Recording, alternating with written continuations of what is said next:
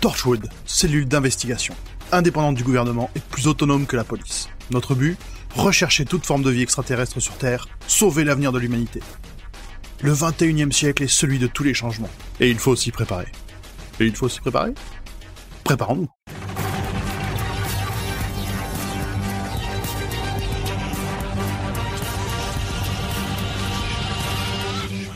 Bonjour et bienvenue dans Docteur Who.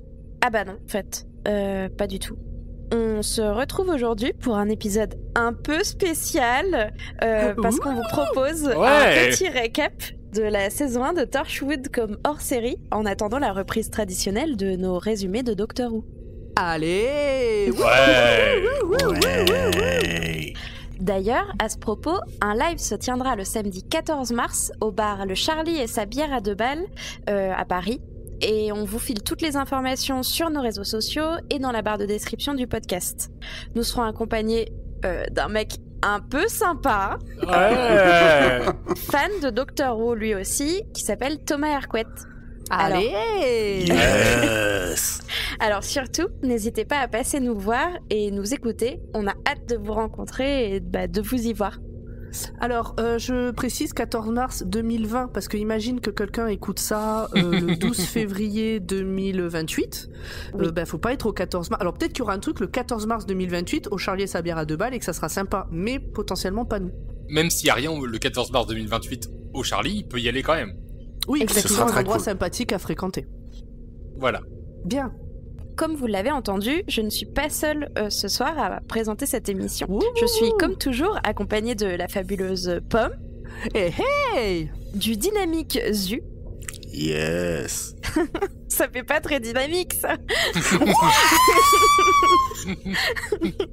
Et de notre monteur de l'extrême, Nimp. Salut, bonsoir. Qui n'est pas escaladeur. Mais pas escaladeur. Non, Alors comment allez-vous les copains? On va bien. Enfin, Ça moi, va. je vais bien en tout cas. c'est cool. Moi aussi. Ah bah Très heureux de super. vous retrouver. Bon, Moi aussi. après, on est content, mais quand même, il nous manque quelqu'un. sur Et ce oui, bongo-là. comme vous l'avez remarqué, je ne suis pas grand poil. Oh. Enfin, j'espère que vous l'avez remarqué. Au cas où, coucou, c'est moi, c'est Audrey. c'est Euh, pas le même Audrey. timbre de voix. Malheureusement, En grand plus, poil t'as ne pas sera... encore fait. Oh Donc, c'est que c'est pas grand poil. Malheureusement, il sera pas en direct enregistrement avec nous ce soir, mais il a tenu à participer quand même, et il nous a laissé un petit mot. Et si on l'écoutait? Bonsoir et bienvenue dans Dr. Watt, le hors-série qui vous parlera de Docteur, mais jamais au grand jamais du Captain Jack. Non, parce que c'est bon, hein, pour être honnête, je le sens pas du tout ce hors-série sur Torchwood. Audrey et Pomme, elles sont insupportables depuis qu'on a fait les épisodes avec Jack. À la moindre mention d'un personnage ayant une vague ressemblance avec lui, on a Captain Jack par-ci, Captain Jack par-là. Alors que bon, si vous voulez mon avis, Jack c'est un pain-cul. Voilà, c'est dit. Un pain-cul et je refuse de présenter ce hors-série. Mais, qu'est-ce que vous faites? Non, vous ne me ferez pas taire. Non, c'est facile de s'en prendre à quelqu'un qui a pas de bras. Non, pas le placard. Audrey, pose ce scotch.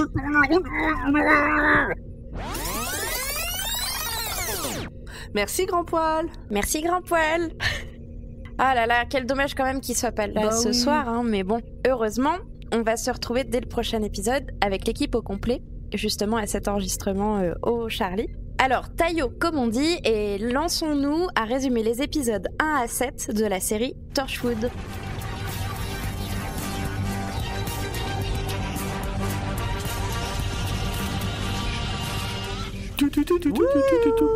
Ouh. Non, c'est pas le bon Ah générique, non, Pomme. c'est pas ça, pardon, non, je... Bah, justement, Torchwood, qu'est-ce que c'est? Est-ce que quelqu'un peut me faire un récap? Parce que bah, je suis un peu perdue. Parce que toi, tu connaissais maintenant pas. que j'ai vu les épisodes, plus vraiment, mais bon, il y a sûrement des gens qui, comme moi, n'ont jamais vu ou n'ont jamais entendu parler de Torchwood, surtout que c'est pas exactement Doctor Who. Est-ce qu'il y a quelqu'un qui peut un petit peu nous résumer la situation? Alors, Torchwood est un institut créé par la reine Elisabeth II.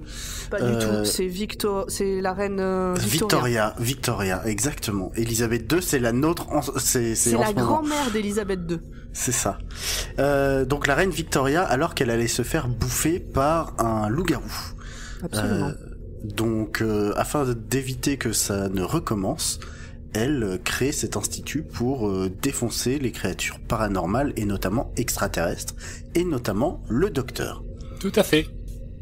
Le temps s'écoule, Torchwood prend un peu en importance, décide d'exploiter une faille à travers l'espace et le temps, font venir des Cybermen et des Daleks dans notre dimension, mais tout ça, on en a parlé dans le season final.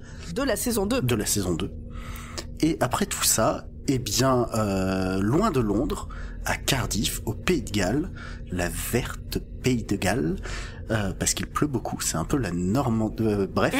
Et eh bien, à Cardiff, il y a quelques réminiscences de Torchwood. Des alcooliques. Non, pas tant que ça. Comme en Normandie, c'est pas ça qu'on a dit? On n'est pas la Bretagne, hein. Qu'est-ce qu'on a dit? Donc Cardiff. Voilà, et c'est à peu près là qu'on en est. Bien. Merci. Eh ben, on donne notre avis? Bah oui, dites-nous un peu, c'est quoi vos feelings sur cette première partie de saison 1? C'est nul. Est-ce que c'était ton premier avis de la première fois où tu l'as vu? Bah non, parce que c'est ça qui m'a fait commencer Doctor Who. Donc, là, pour l'instant, les premiers épisodes, mais je m'ennuie. Il ne se passe rien. C'est pas très bien joué, c'est très gras. Trop. Beaucoup trop. Trop. C'est bien normand, tiens. Mais voilà, c'est... Bon, vivement les saisons 3 et 4 pour le moment. Bon, je vais enchaîner. Vas-y. La première fois que j'ai vu Torchwood, j'ai découvert sur Énergie 12 quand c'est passé au tout début. C'est comme ça que j'ai découvert Doctor Who moi aussi, hein. On en parle dans notre tout premier épisode. Je me sens vieux avec Énergie 12. Ouais, bah oui. Et j'avais vraiment bien accroché, j'avais bien aimé, j'avais adoré les relations entre les personnages, je m'étais laissé porter par les différentes romances, les différents coups de gueule, les trucs. J'étais vraiment à fond, j'adorais cette série. Et c'est parce que j'étais trop amoureuse du Captain Jack que j'ai commencé à chercher Doctor Who. J'ai revu depuis, j'ai adoré. J'ai revu depuis, revu, j'ai adoré. Et là, j'ai revu et oh là là, c'est chaud, que c'est vraiment, c'est chiant ça. Owen. Je pensais tout me mater. Alors, j'allais y venir. Déjà, je pensais tout me mater d'une traite et pas du tout. Je me suis fait vraiment un épisode par un épisode parce que sinon ça m'aurait gonflé. Et puis c'est là que je vois que j'ai vraiment évolué au niveau de mon état d'esprit et de avec quoi on peut rire ou pas, qu'est-ce que la violence, etc. Parce que Owen, c'est vraiment pas possible ce personnage. J'en parlerai dans le résumé du premier épisode, mais il est pas possible. À l'heure actuelle, ce personnage est problématique. Voilà. Alors qu'à l'époque, c'était un mec, quoi. Hein, vraiment, j'ai pas été, à l'époque, les 3 premières fois où j'ai vu ces épisodes, j'ai pas été choqué comme là je l'ai été. Pareil. Voilà. Personnellement, moi j'ai découvert Torchwood après avoir découvert et binge-watché Doctor Who. Et j'ai pas du tout accroché. Mais absolument pas au point où j'ai pas dû finir la saison 1. Donc je suis très content qu'on fasse ces hors-série. Même si du coup, pour cette première partie, j'ai vu que 3 épisodes sur les 6. Parce que c'est pas possible. Après, dans les épisodes dont on va parler, il y a des bons moments, il y a des choses intéressantes. Mais c'est mal dosé, quoi. Ouais, je suis d'accord. Et ben moi, pour un premier visionnage, j'ai trouvé ça chiant. Putain, tu m'as fait peur. On te l'avait trop vendu. Non, mais en fait, je m'attendais à... Pas ça. Je m'attendais à Doctor Who avec, à la place du docteur, le Captain Jack. Du coup, je m'attendais à un truc quand même avec un minimum de niveau, une histoire... je sais pas comment expliquer, mais un fil conducteur intéressant avec des mystères, des trucs, et puis des personnages aussi intéressants que les personnages qu'on peut avoir dans Doctor Who. Et pas du tout. Du coup, j'ai été très déçue. Mais, attention, il y a quand même le Captain Jack. Donc, ça sauve un petit peu la donne. Ah bah, clairement, il porte la série sur son dos. Mais, c'est le seul point positif que j'ai trouvé à mon visionnage. Par contre, alors les personnages du coup, Gwen, que j'étais fan de Gwen, je la supporte plus. Owen, c'était le gars, elle est un peu con, machin, blabla, ce mec est problématique. Tosh, bon voilà, mon avis n'a pas évolué. J'adore toujours Yanto. J'avais eu un coup de cœur à l'époque et il est adorable. Je l'aime beaucoup. Après, on le voit très peu dans cette saison. Bon, en tout cas dans cette première partie de saison. Mais j'aime beaucoup Yanto. Pareil. Et ce qui lui arrivait pas cool. Non. Perso, j'avais regardé sur Wikipédia ce qu'il disait de la série Torchwood là, avant de remater la première saison. Et donc, je lis, la particularité de Torchwood était d'être une série diffusée après 21h sur BBC 3, avec un public bien plus adulte que Doctor Who, diffusé à 19h. Quoi ? Plus adulte, parce que quelque chose de plus viscéral, violent et sexuel, s'il le voulait. Ah non, mais clairement, autant Doctor Who, je le regarderais avec des jeunes ados, Torchwood, je le regarde pas avec des jeunes ados. Je suis d'accord, mais en quoi ça fait plus adulte d'être violent, sexuel et viscéral ? Ben, c'est pas que c'est plus adulte, c'est juste que c'est moins montrable à des plus jeunes. C'est ça. Voilà. C'est plus racoleur. Racoleur, voilà, c'est le exactement. bon nom. Après, c'est pas non plus d'un point de vue... Enfin, en tout cas, les 7 premiers épisodes, d'un point de vue violence, sexuelle, machin, c'est pas non plus... Ouais. Ah bah, vu les 2 épisodes que moi j'ai vus... Ah, mais c'est plus violent que Doctor Who, mais c'est pas Walking Dead non plus, c'est pas... Bah, à la télévision anglaise, on a Misfits, on a Skins, enfin, il y a des trucs plus... Les Anglais sont oui, tout à fait. forts. Pour ça, bon, faut que je regarde d'autres épisodes, mais je me suis fait l'épisode du cul et l'épisode de la violence, donc et viscéral, au sens propre du terme. Putain, suite. Il y a un épisode du cul. Oui, c'est l'épisode 2. Bon, bah justement, on va... Bah, et si on y allait, justement? Allons-y. Du cul. Alors, avant le cul, du coup, c'est toi qui vas nous résumer l'épisode 1, Pomme. Allez, oui. Avant le cul, la pomme, vas-y. Absolument. Donc, l'épisode 1, qui s'appelle Tout change ou Everything Changes, qui, pour une fois, vous avez vu, est une traduction qui est plutôt pas mal. Ils ont mis tout le budget. Tout le budget dans la trad des titres. Malheureusement. Gwen est une... Bon, je peux y aller? Je croyais que tu ne coupais pas les gens, toi. Bah, t'étais pas en train de parler, excuse-moi. Gwen est une flic lambda qui rencontre Torchwood par hasard lors d'une enquête suite à la découverte d'un corps. Mais bonjour, qui êtes-vous? Gwen Cooper? C'est compliqué l'uniforme de police anglais, hein, non? Elle enquête sur eux. Finalement, ce n'est pas tellement un hasard si elle les a rencontrés. Jack, #cœur d'amour, voulait la recruter. On découvre donc le QG qui est au milieu d'une place de Cardiff. L'équipe, composée de Tosh, l'intello qui se sent seul, Suzy, la nerd, Yanto, l'homme à tout faire, et Owen, le scientifique connard, pédant et violeur. Ça, c'est l'équipe. Et évidemment, Jack. On voit aussi plein d'objets aliens que chacun utilise pour son plaisir personnel. Tosh absorbe la connaissance contenue dans les livres grâce à un scanner alien. Owen oblige des personnes qui ont refusé de coucher avec lui à le faire grâce à un spray qui les rend trop heureux de le faire. Oui, c'est un viol, même s'ils sont heureux de le faire parce qu'ils avaient dit non et qu'il utilise un produit pour leur faire dire oui. Au cas où je reprécise. Et au milieu de tout ça, il y a Suzy et son gant qui permet de ressusciter les morts, de morts violentes uniquement, et de pouvoir leur parler pour un peu savoir ce qui leur est arrivé. Mais elle a besoin de s'entraîner. Alors, elle tue des gens pour pouvoir après les ressusciter pour les faire parler. Quand elle comprend que Gwen a compris le truc, elle veut la tuer aussi. Mais d'abord, elle tue Jack, qui arrive au moment adéquat, comme de par hasard, pour se faire tuer. Parce que s'il n'était pas mort à ce moment-là, ça aurait été dommage, on aurait perdu quelque chose dans l'histoire. Et, en fait, il meurt pas. Donc Suzy se suicide. Le gant est envoyé aux oubliettes de Torchwood, les autres rendent les trucs aliens qu'ils ont pris et Gwen rejoint l'équipe. On apprend qu'il n'y a que Gwen qui sait pour l'immortalité de Jack et il lui dit qu'il attend le docteur qui lui expliquera ce qui lui arrive. Fin. Oh. Wow. Eh bien, c'est vachement mieux quand même dit comme ça. Voilà. Alors, mention spéciale dans cet épisode, qui a été, je pense, essentiellement financé par l'Office du tourisme de Cardiff. Oui. Oui. Pour les plans en hélicoptère de Jack sur des bâtiments à la Batman, des plans rotatifs, parce qu'à l'époque, en plus, il n'y avait pas les drones et tout ce genre de choses. Donc c'est forcément des plans à hélico. Et ouais, Jack qui est en haut d'un bâtiment, qui regarde la ville. Eh ben, écoutez, j'ai beaucoup aimé ton résumé, Pomme.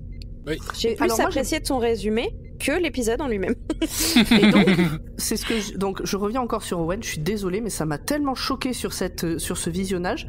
Enfin, c'est la 4e fois que je vois cet épisode et c'est la première fois où je me dis, mais mais c'est un viol en fait là ce qui s'apprête à faire. C'est ça.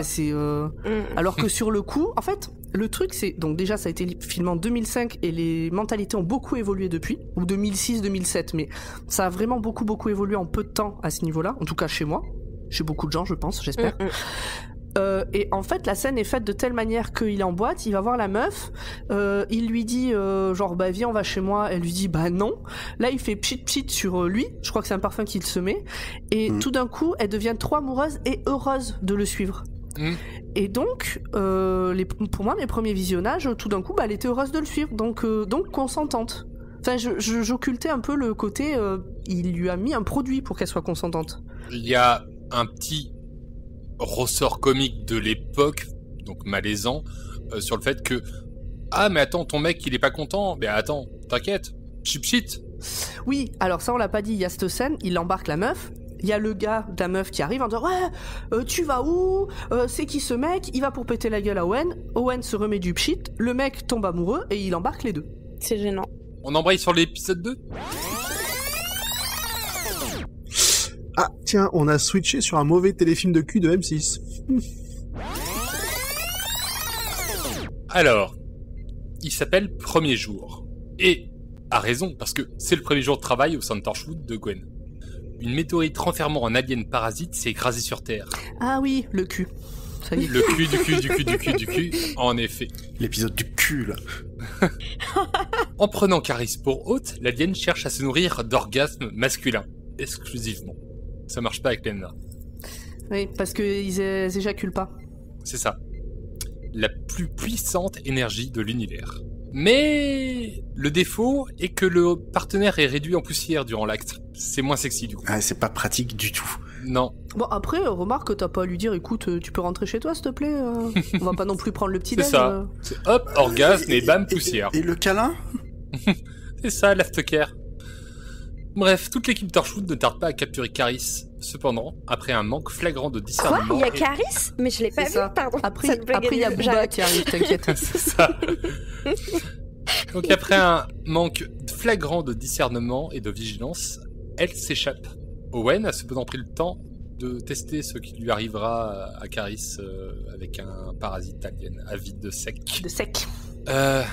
En gros, ça fait splotch pour Laura. Oui, donc Laura explose.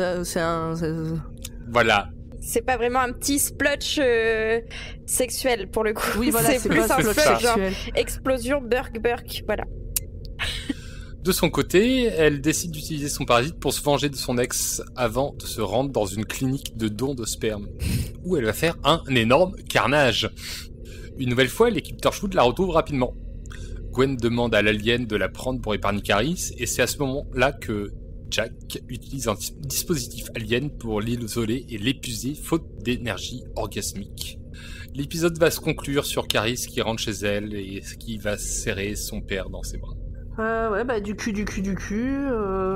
Grosse séance de roulage de pelle et de tripotage entre Caris et Gwen. C'est ça. D'ailleurs, c'est là, Caris voit qu'elle a des seins, et c'est là qu'elle dit « Mais non, mais ça va pas, il lui faut absolument une bite. » C'est ça. Pas d'orgasme possible, sinon. Voilà, D'ailleurs, c'est ça. pendant cette scène de galochage, t'as tout le reste de l'équipe qui regarde. C'est-à-dire que la dernière personne qui a galéré... Surtout Owen.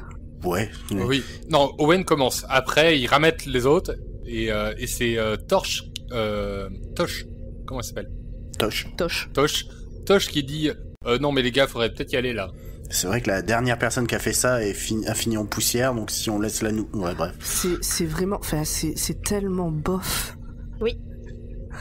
C'est terrible, mais moi, ça me brise le cœur de les avoir revus, en fait. Ah non. J'aurais préféré ne pas les revoir et garder le souvenir que j'en avais. Mais ça va, il y a des épisodes bien qui arrivent. Ouais. Si, promis. Bah, vas-y, Zu, puisque tu nous racontes l'épisode 3.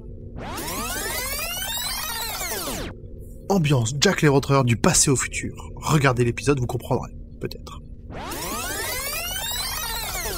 Donc ça s'appelle la machine fantôme. Au début de l'épisode, t'as l'équipe qui court après un gars, puis Gwen l'attrape, mais presque en fait non, elle attrape juste le manteau, et dedans elle trouve un artefact qui est probablement alien, et là flashback. Comment est-ce qu'on sait que c'est un flashback? Il y a de l'écho, c'est noir et blanc, c'est un peu flou, et elle voit un petit garçon habillé comme dans les années 40, il est tout perdu, il est tout triste, et là flash renormal, et elle revient à la réalité. Donc elle se dit, il y avait un garçon, il était là, il était tout perdu, il faut le retrouver. Donc elle utilise les indices, genre elle a vu un nom sur son manteau, tout ça.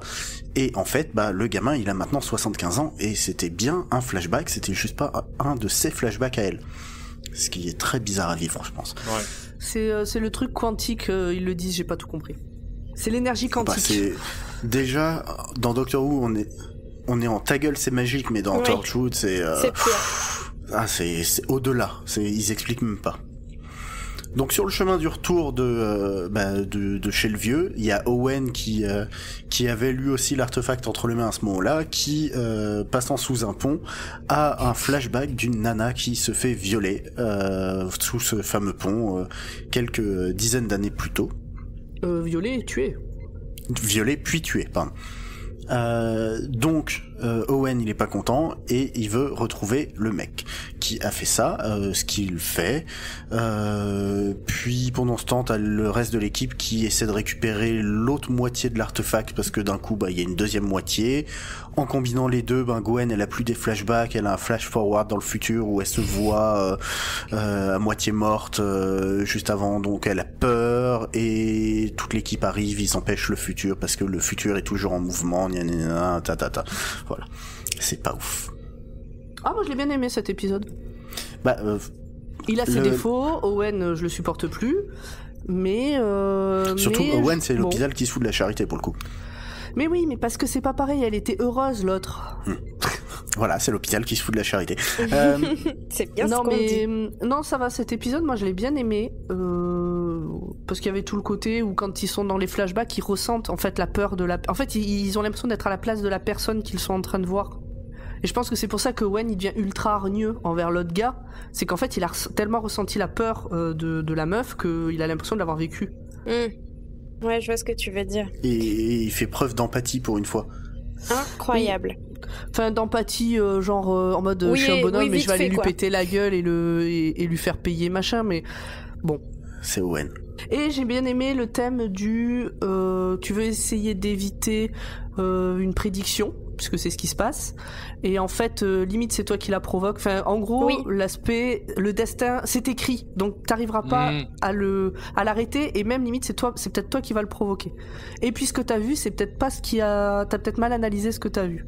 J'aime bien ce thème là. Bon, à petite dose, hein, mais voilà. Mais bon, on se contente de ce qu'on a dans Torchwood. Non, mais le truc, c'est que là, ça arrive de manière tellement abrupte. Parce que ce que tu viens de décrire, Pomme, c'est les 10 dernières minutes de l'épisode. Sur un truc qui fait 45 minutes. C'est dommage que ce soit bâclé. Ouais. C'est une très bonne idée. C'est bien le souci, je trouve. Mais ouais, je trouve ça un peu... Ils auraient pu faire 2 épisodes. Après là, la première saison, on est comme tu disais sur du Monster of the Week, c'est ça ? C'est ça. Donc même si t'as un léger suivi, fil rouge, il est ultra léger et c'est vraiment à chaque fois une histoire différente, donc t'as pas de double épisode, t'as pas tout ça. Eh bien, je vais enchaîner sur l'épisode suivant si on n'a rien de plus à dire sur celui-là. Oh putain, Yanto, non mais... il est trop triste cet épisode. Un truc qu'on a oublié de dire sur l'épisode du cul, qui est un point commun avec l'épisode qui arrive, qui s'appelle La femme cybernétique en français, et qui s'appelle Cyberwoman, qui est déjà une mauvaise idée de base en anglais. Du coup, la traduction est naze. Oui, c'est vrai. C'est la traduction pour cette fois est naze. Parce que là, il y a un vrai clin d'œil à Doctor Who. C'est que ces 2 épisodes ont été réalisés par Chris Chibnall, qui est le showrunner actuel et qui faisait des choses bien moins woke à l'époque. Oh la vache. Ok, d'accord. Ah oui. Oh putain, ça change, hein. Ah, on n'est pas dans Broadchurch non plus, hein. Oui, c'est mieux ce qu'il fait maintenant. Donc, Cyberwoman, qu'est-ce qui se passe? L'équipe se branle la nouille. Ça joue littéralement au basket dans la base, hein. Ils ont que ça à foutre. Et c'est payé avec nos impôts. Les impôts des Anglais. Bref. Tu te calmes, Zu, tu te calmes. Pose ce gilet jaune sur le sol. Et donc, quitte à rien faire, il décide de sortir boire un coup. Ianto, majestueux, phare dans la tempête, reste à la base et se commande 2 pizzas. Il descend dans les tréfonds et là, une Cyberwoman. C'est comme un Cyberman, mais à poil. Mais en bikini. Et en femme. En bikini métallique, ouais. Oh, c'est insupportable ce qu'elle porte. On vous avait dit que c'était une mauvaise idée. Vas-y, quelle horreur. On en parle après. Donc, en fait, c'est sa femme. Enfin, c'était sa femme. Ils s'aimaient, mais en fait, non, parce que c'est bien une Cyberwoman qui veut tuer tout le monde. Les autres reviennent. Ianto a fait venir un scientifique pour essayer de virer la partie cybernétique, mais la Cyberwoman l'a truquée pour juste la déconnecter et faire en sorte qu'elle soit plus forte. Elle essaye de buter tout le monde. Elle y arrive presque. Personne meurt sauf Jack, mais on s'en fout parce que c'est Jack et il meurt pas vraiment. Et ils finissent par tuer la Cyberwoman et Ianto, il est triste. Oh, Ianto, il m'a brisé le cœur dans cet épisode. Par contre, point positif, à un moment la Cyberwoman elle se bat contre le ptérodactyle. Parce qu'on vous a pas dit, mais ils ont un ptérodactyle dans leur base. Et ça, c'est très classe. Ça fait surtout base de nanar, quoi. Ça sert à rien, mais c'est classe. C'est une femme cybernétique en bikini métal qui se bat avec un ptérodactyle dans un égout. En vrai, c'est tellement nanar que je crois que c'est mon passage préféré de l'épisode. Mais grave. Oui, voilà. Quand tu vois la gueule de l'égout, en rajoutant les 2 pizzas qu'il s'est commandées, c'est presque les Tortues Ninja. Mais c'est ça. C'est un clin d'œil, c'est obligé. Et deuxième moment fort de l'épisode, à un moment, en essayant de survivre, il se planque dans... Alors, c'est Owen et Gwen. Owen et Gwen se planquent dans un placard ou dans un placard et ils se roulent des galoches. Dans un des casiers de la morgue. C'était les mots que je cherchais. Voilà, et ils se galochent. Ils sont l'un sur l'autre et ils se galochent. Sachant que jusqu'à maintenant, Owen a été odieux avec Gwen. Mais du coup, il se galoche quand même. Et donc le bikini cybernétique, là, on l'a pas décrit, on peut le décrire ? C'est un bikini cybernétique. Non mais sérieux, elle a donc... Tous ceux qui ont vu des Cybermen ont vu, et Women, parce qu'en fait ils font pas la différence en réalité. Oui. Donc il y a aucune raison qu'elle ait cette gueule-là. Non, il y a aucune raison. Donc là elle a un petit bas, un slip en métal. Elle a un soutif en métal en mode énorme boobs. En mode fireworks de la chanteuse là. Katy Perry. Et puis elle a un truc qui rejoint le bas et le haut avec nombril apparent. C'est n'importe quoi. Mais en fait cet épisode il est centré sur Ianto et là on arrive sur les épisodes où ils essaient de se centrer sur la vie de certains membres. Et donc c'est je crois des 7 qu'on a vu, c'est le seul où on voit vraiment Ianto. Et moi, il m'a brisé le cœur parce que il fait que de la merde, mais il est amoureux, il fait tout. Peut-être qu'on aurait fait pareil. Et j'avoue que c'est la première fois qu'il fait autre chose que du café. Ou des pizzas. Ou répondre à des touristes dans le comment ça s'appelle ? Dans l'office du tourisme de la place de Cardiff. Non mais je l'aime bien Ianto. Ouais, il est cool, il est adorable. Et je le trouve beau gosse, mais ça c'est une autre histoire. Oui, aussi. Je suis tout à fait d'accord, il est tout mignon. Là-dessus, après... c'est vrai. Écoute, je ne vais pas dire le contraire. Non mais faut que j'arrête parce qu'après on va me faire une réputation de elle regarde les séries juste pour les acteurs et les actrices, ce qui n'est pas le cas. Mais on peut enchaîner sur l'épisode 5 que tu vas nous résumer, Pomme. Oh, des petites fées qu'elles sont menées. Ah non! Alors, l'épisode 5 s'appelle Petit Monde ou Small World. Ouh, j'ai de la chance, ça fait 2 fois que c'est bien traduit. En gros, c'est... Mais si, les fées, ça existe. Mais non, enfin, ça existe pas, les fées. Et alors, en fait, si ça existe, elles sont moches et méchantes. Voilà, c'est un résumé assez complet de cet épisode. C'est un épisode de Buffy, quoi. J'aime... Je valide... Non, mais moi, je valide... je viens de faire 2 résumés comme ça. Pomme, continue. Bon, je détaille un petit peu plus. Donc, on rencontre une vieille dont j'ai oublié le nom. Je crois qu'elle s'appelle Estelle. C'est ça, Nem? C'est ce que t'as écrit? Tout à fait. Et donc, en fait, elle a pris des fées en photo. Elles sont jolies et tout dans la forêt. Moi, j'étais persuadée qu'elle allait crever sur l'instant, quand je me souvenais pas trop de l'épisode. Donc elle a pris des fées en photo et son autre particularité c'est qu'elle a connu et fréquenté le père de Jack quand ils étaient jeunes, ils étaient amoureux. Doigt. Sauf qu'en fait, on comprend vite, mais peut-être que Estelle elle l'a capté mais je suis pas sûre, que en fait c'était pas le père de Jack, c'était Jack lui-même qui ne vieillit pas. Alors du coup à un moment donné il a fait genre qu'il devait partir, puis il est revenu longtemps après en disant je suis le fils de mon père, il m'a beaucoup parlé de toi, donc il prend soin d'elle. Il a fait une va voir là-bas si j'y suis et il y était. C'est ça. Alors dans les personnages clés de cet épisode, il y a une petite fille qui s'appelle Jasmine, qui vit avec sa mère et son beau-père qui est pas très très sympa. Franchement, on peut pas dire. Je pense que les psys de comptoir spécialisés en PMU auront rapidement diagnostiqué un autisme, puisque la gamine communique peu et vit dans son monde avec ses amis imaginaires. Sauf qu'en fait, ce sont les fées, ses amis imaginaires, et elles l'ont élue pour être l'une des leurs un jour. Spoil, elle le deviendra à la fin après une lutte entre Jack et lui-même. D'un côté, il a la mère qui hurle pour ne pas perdre son enfant, de l'autre, la gamine qui dit que c'est son choix de les rejoindre, qu'il faut respecter ce choix, et puis que de toute façon, si on respecte pas son choix, les fées vont buter tout le monde. C'est ça. Le consentement, c'est important. Exactement. Et c'est un thème que l'on reverra plus tard, le côté est-ce qu'on sacrifie un enfant pour sauver l'humanité ou pas? Oui. Pardon. Là on le touche à peine du doigt et plus tard on reviendra dessus. Alors il faut savoir que les fées elles protègent leurs élus. D'ailleurs elles provoquent une crise cardiaque au beau-père parce qu'elles aiment pas le beau-père vu qu'il est pas très sympa avec sa belle-fille. Elles font chier aussi les gamines qui l'embêtent dans la cour là, Jasmine. Et dans cet épisode, nous avons également quelques flashbacks de Jack alors qu'il est à la guerre quand Estelle était jeune. Donc je sais pas, ça doit être quoi, le Vietnam peut-être? Non, c'était en Inde. Seconde guerre mondiale. Ah, c'est l'Inde. Okay. Dans le train, c'est l'Inde. Ok. Oui, c'est plus tôt du coup. C'est ça. Donc bref, il est chef de groupe et toute son unité est tuée. Il les retrouve avec des pétales de rose dans la bouche, qu'on revoit au fur et à mesure de l'épisode, les méchants. D'ailleurs, il y a un gars chelou qui veut choper la gamine, là, l'embarquer dans sa bagnole et on pense pas lui offrir un Big Mac, qui se fait agresser par les fées. Et bref... ces pétales, on les retrouve dans la bouche des méchants de l'épisode, et puis on apprend que s'ils sont morts, ces gars-là, c'est parce qu'ils avaient fait du mal à une des élues.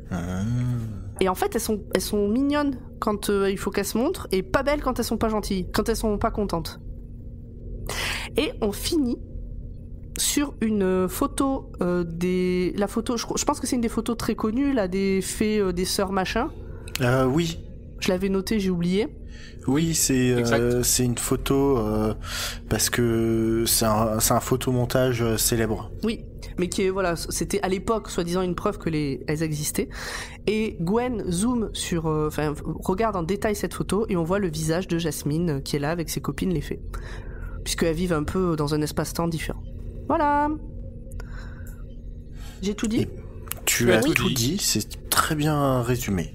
Tout à fait. En fait, plus vous résumez les épisodes, plus je me dis, oh putain, Audrey, t'as merdé quelque part. Parce que je vais parler très vite. Mais il est super long, ton épisode de... De toute façon, c'est pas mon tour, n'est-ce pas? Qu'est-ce qu'on a à dire sur les faits? Est-ce que quelqu'un a à dire quelque chose sur les faits? Sinon, c'est au tour de Dante. J'ai bien aimé l'effet pétale. Oui. La mort par asphyxie, par pétale dans la bouche, c'est très classe.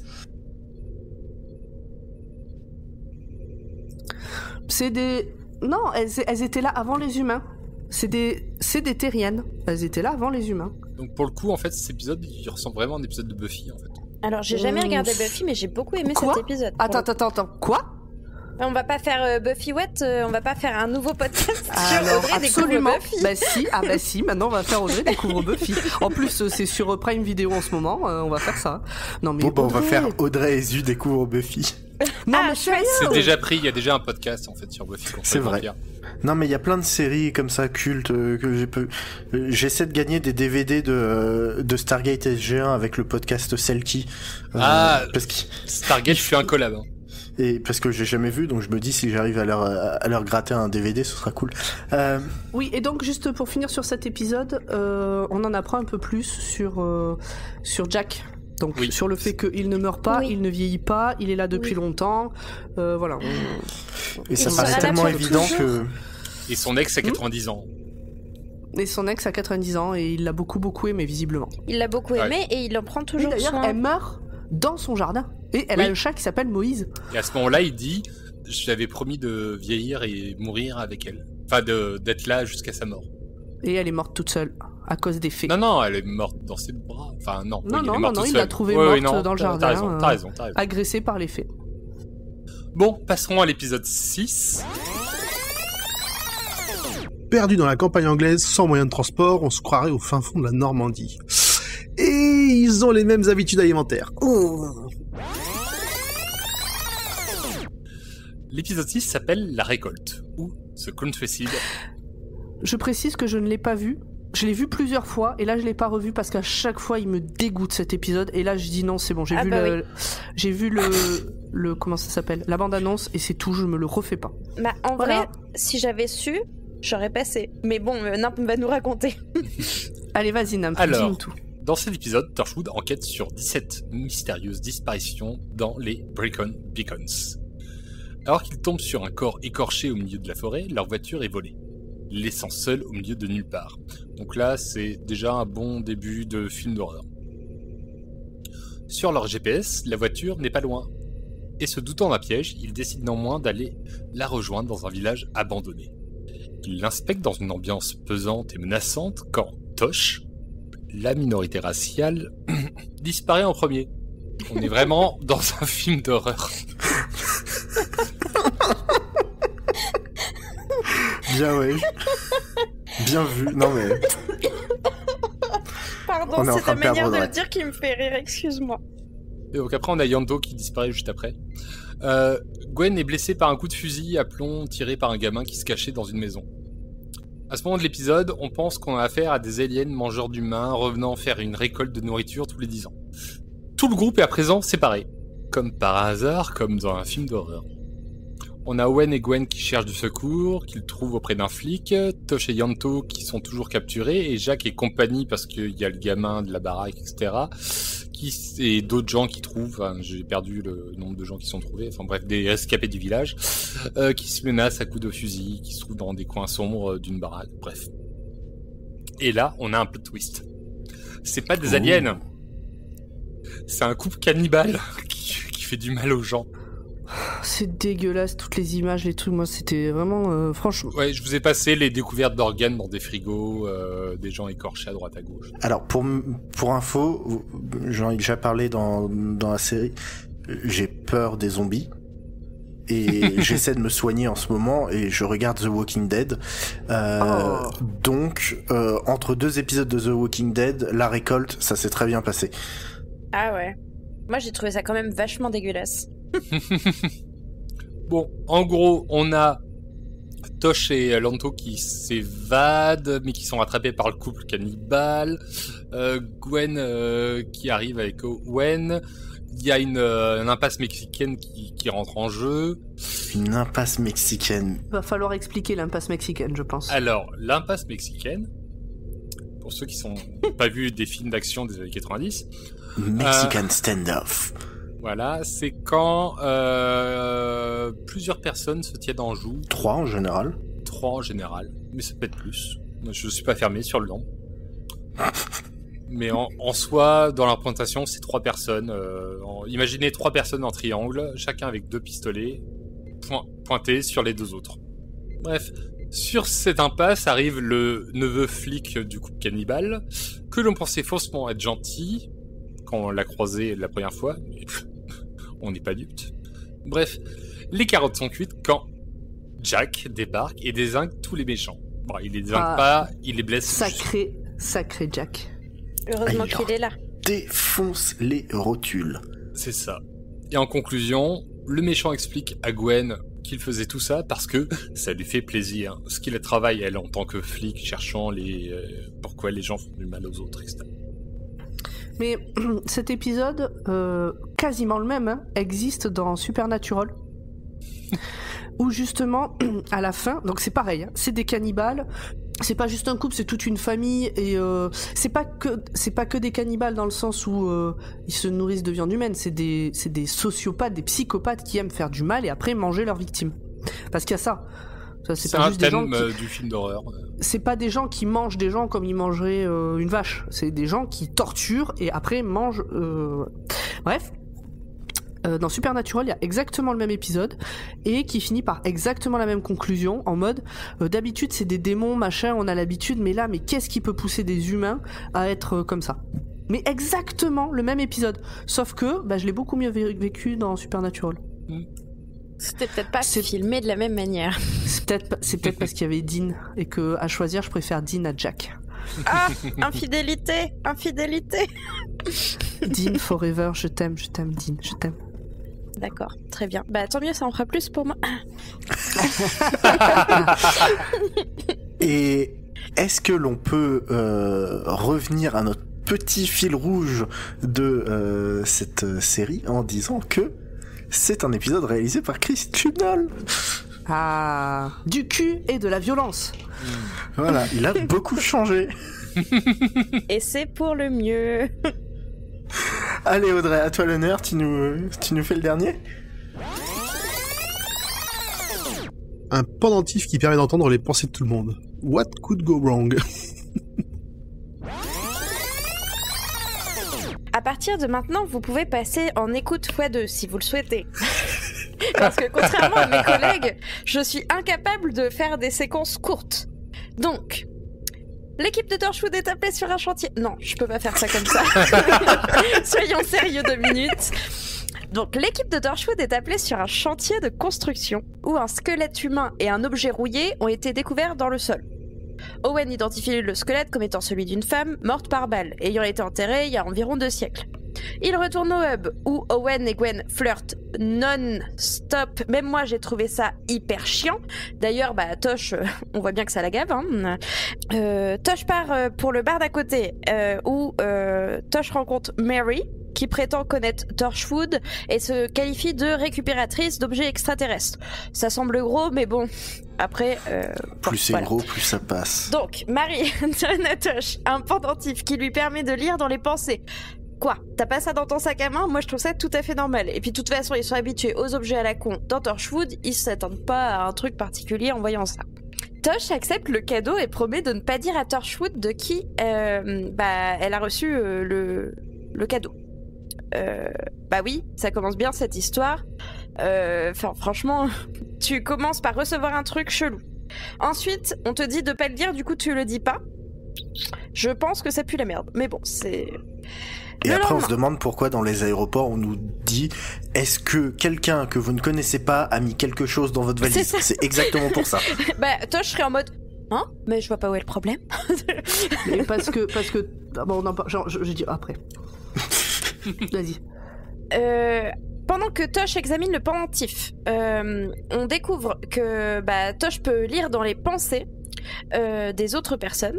Donc pour le coup là, Tosh s'en rend compte en essayant d'écouter les pensées de Owen et Gwen, qui sont des gros connards, hein. Enfin ils sont pas très très sympas dans leur tête quand ils pensent à Tosh.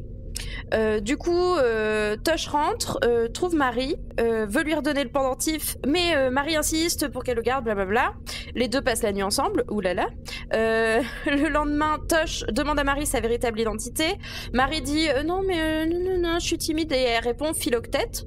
Nani, qu'est-ce que c'est que cette histoire? Mes cours de grec ancien sont loin, mais quand même. J'ai vu l'épisode et quand je t'écoute, je ne comprends rien à cet épisode. T'as voulu faire tellement rapide qu'on dirait que t'as oublié des mots dans les phrases. Mais je suis habituée mais je suis désolée, je suis très mauvaise pour résumer, voilà. J'espère que ça vous fait rire quand même. Venez au live, c'est Audrey qui résume. Et je dois tenir un temps imparti et ça sera la catastrophe. Regardez ce qui m'arrive quand j'ai un temps imparti. C'est n'importe quoi. Alors, moi je propose que tu parles moins vite. Tant pis. Ah, d'accord. Parce que quand je lis la phrase, je la comprends, mais la manière dont tu l'as dite, j'ai rien compris. D'accord. Tosh porte le pendentif dans une rue bondée et, bien que submergé par les pensées de tout le monde, identifie un homme qui va faire un meurtre, qui va commettre un meurtre. Et du coup, Tosh est capable de l'arrêter, de l'identifier, et puis bim, voilà, là c'est pratique dans ce genre de situation de lire dans les pensées des autres. Tosh retourne au hub, où Owen révèle qu'il a mal identifié le squelette, et puis qu'en fait, c'était pas une nana, mais c'était un mec mort, d'un traumatisme non identifié. Tosh parle à Jack du nom Philoctète, que Jack reconnaît comme une référence à la mythologie grecque. Philoctète, en fait, c'était un archer exilé sur l'île de Lemnos pendant la guerre de Troie. Je ne le savais pas, mais Torchwood peut vous apprendre à gérer vos cours de grec ancien. Le Captain Jack trouve que Tosh est super chelou. En même temps, si je lisais les pensées de mes potes, je pense que j'aurais l'air chelou aussi. Vous auriez pas l'air chelou, vous pensez? Enfin, moi, non, je pense pas. Je pense que je sais déjà. Parce que vous lisez pas dans les pensées. Ah, ça dépend ce qu'il pense en fait. Hein. Pendant ce temps, Owen découvre que le traumatisme qui a été infligé au squelette a été signalé plusieurs fois au cours des derniers siècles. Tosh retourne voir Marie, qui se révèle être, comme par hasard, une extraterrestre exilée, et que l'artefact, l'objet chelou retrouvé avec le squelette, c'est un transporteur qui peut l'aider à quitter la planète. Tosh offre les services de Torchwood à Marie, puisque quand même, elle est bien tombée, hein. Mais elle refuse et demande à la place à Tosh de l'emmener à Torchwood directement afin qu'elle puisse le récupérer toute seule comme une grande, cet artefact. Au hub, Jack a déduit que Mary, c'est le meurtrier du squelette parce qu'il est vachement malin, et puis d'autres personnes à travers les siècles. Jack explique que l'artefact, en fait, c'est un transporteur pour un gardien et un prisonnier. Comme par hasard. Lorsque l'objet est arrivé à Cardiff en 1812, Marie a dû tuer son garde et a pris le corps d'une femme humaine, tuant d'autres personnes au fil des siècles pour garder cette forme humaine. Marie, qui a découvert, Jack est trop malin, du coup, tout le monde connaît son secret, elle menace Tosh avec un couteau. Jack, qui a compris que Tosh pouvait lire dans les pensées, parce que Jack est vraiment, vraiment très malin, lui demande de rester immobile pendant qu'il négocie avec Marie. Marie chope l'objet et poum, elle disparaît. Jack explique qu'il a programmé l'appareil pour la transporter directement au barbecue, au centre du soleil. Et il fait une petite blague. Et il fait une petite blague. Puisqu'il dit, mais vu qu'on est de nuit, elle devrait pas avoir trop chaud. En vrai, j'ai trouvé ça très drôle. Mais je sais pas si c'est parce que c'est Jack qui... Voilà. Mais bien sûr que c'est parce que c'est bien Jack. Sûr. Évidemment. Je suis une midinette. Owen et Gwen s'excusent auprès de Tosh pour leur comportement, enfin leur pensée envers elle. Jack offre à Tosh le pendentif, mais... Enfin, vas-y, finis. Jack offre à Tosh le pendentif, mais bim, casser le pendentif. Tosh va voir Jack en privé, parce que quand même... il y a des petites questions qui se passent dans sa tête, et lui explique qu'elle a tenté de lire dans son esprit, mais que on n'entendait rien, que du silence, comme s'il était mort. Ou comme s'il ne pensait pas, c'est Jack. Quoi ? Mais bien sûr qu'il pense. En fait, il est très intelligent, Jack. Owen et Gwen, ils s'excusent pas du tout auprès de Tosh pour le fait d'avoir pensé qu'elle avait des bottes qui étaient moches ou des trucs comme ça. Owen ne s'excuse de rien. Il dit juste à Tosh, en gros, qu'elle a abusé et qu'il faut qu'elle garde tout pour elle. Et Gwen, en fait, le truc, c'est que Owen et Gwen se sautent dessus à longueur de journée maintenant, depuis qu'ils se sont emballés dans la morgue. Et c'est de ça que Gwen s'excuse, en fait. Oui. De tout le temps se sauter dessus. Elle s'excuse pas vraiment. Ce qu'elle dit, c'est ce qu'elle dit, c'est qu'elle lui en veut pas à Tosh. Que elle aussi, elle a une culpabilité à porter et que personne ne peut juger une autre personne sur ces choses-là. Parce qu'on l'a pas dit, parce qu'on résume quand même assez vite, mais Gwen est en couple. Oui, on l'a pas dit. Gwen est en couple avec une personne lambda. Très cool. Très cool. Moi, je l'aime bien. Mais Moi Gwen aussi, et Owen se chopent tout le temps. Mais il me Gwen fait et Owen penser se chopent tout le temps. au mec dans Stranger Things, là. Oui, mais c'est ça, c'est le mec lambda qui se retrouve au milieu du truc, quoi. Bob. Ouais. Rien que son nom. J'adore Bob. Et ben voilà, c'est comment il s'appelle, c'est machin. On va l'appeler Bob. Qui les appelle Rio Bob. Et en fait, les pensées qu'il entend de Owen et Gwen, c'est vraiment les pensées de deux personnes qui se chopent depuis peu et qui devraient pas.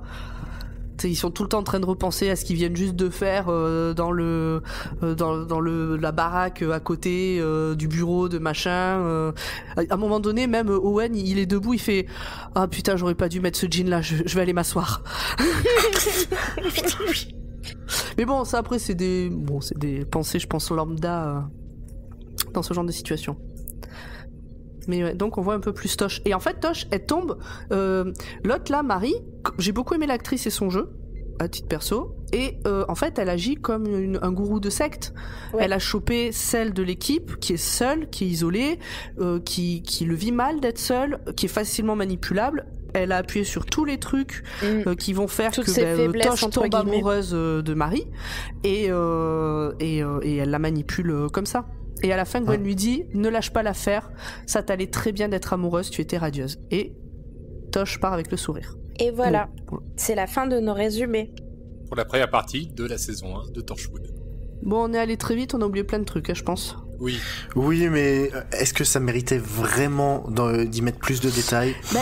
Peut-être, en fait, peut-être que si on était plus rentré dans les épisodes, on aurait relevé des trucs qui font que c'est pas si nul que ça. Oui. En fait, pour moi, il y a des thèmes intéressants abordés dans chaque épisode, mais c'est la manière dont c'est abordé qui fait que c'est trop fait en surface, je trouve, et je sais pas, j'ai du mal avec les personnages. Je trouve ça mal réalisé, de manière générale. Je trouve que la caméra bouge tout le temps, j'ai la gerbe 1 minute sur 2. Non mais oui, c'est vrai. Enfin, c'est voilà, c'est surjoué. Moi j'ai envie de m'excuser auprès de tous ceux qui adorent Torchwood. On vient de passer 50 minutes à descendre Torchwood, mais si on en avait parlé avant que je les revoie, j'aurais encensé Torchwood. D'ailleurs, on s'était tous lancés assez contents dans ce truc-là, je crois. On était tous hyper hypés, quoi. Tous tardés de faire Torchwood. Bah, à part Nimp, c'est notre, je trouve, grincheux à nous. C'est le seul qui a de la mémoire, c'est tout. Moi, je suis juste content de découvrir autrement Torchwood via le podcast, là, et de pas avoir à tout me mater. Mais c'est un mal nécessaire. Oui, on verra plus tard. Alors, attendez, non. Parce que vous m'avez déjà fait le coup. On arrête tout de suite les gna gna gna, nuancés, gna gna gna. Est-ce que vraiment je regarde cette série, ça va m'être utile pour quelque chose ou je m'inflige ça pour rien ? J'ai envie de savoir aussi. D'accord, super. Merci. Les saisons suivantes sont mieux. Les saisons suivantes, mais là on a fait que la moitié de la première. On a fait la moitié de la saison 1. Il y en a que 4. Tout compris. Et la saison 3 a que 5 épisodes, c'est ça ? C'est ça. Génial. Mais c'est intense, 4... putain, moi je me tarde pas de les revoir parce que je sais que, pas parce que c'est mauvais, loin de là, mais parce que l'histoire est dure. Mais ça s'améliore. Ah oui, c'est pas le même niveau. D'accord, bon, très bien. Les saisons 3 et 4 sont plutôt designés comme des films des films en 6 parties, quoi. D'accord. Très bien. Nous verrons ça les prochaines fois. Très bien. Voilà, c'est ça.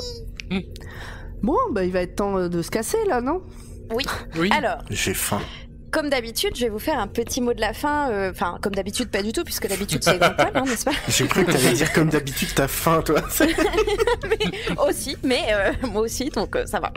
Ah. Alors, donc Torchwood, non, toujours pas. Dr. Watt est un podcast du label Podcut, accompagné de nos 22 potes passionnés par la bière, la musique ou les jeux vidéo. Nous avons plus d'un podcast qui vous plaira forcément.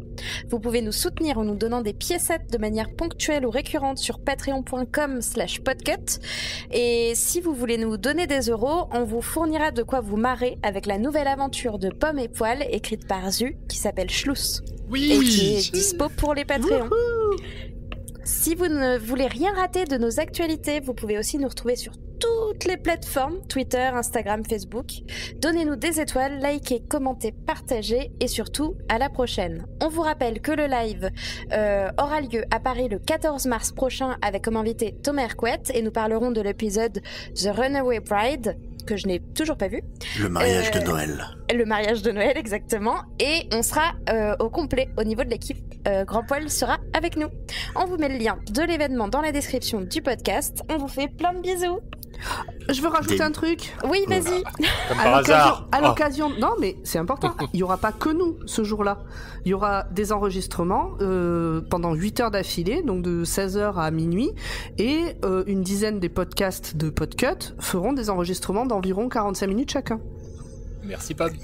Comme c'est donné dans on va bien réussir à donc à suivez prendre du Podcut aussi sur les réseaux sociaux, comme ça vous aurez tout le planning. Voilà. Et il sera Qui est sûrement en venu nous voir, description. ce sera cool. On fait des bisous. Des Voilà. bisous. Des gros bisous. Des bisous. À la prochaine. Bye bye. Bye bye.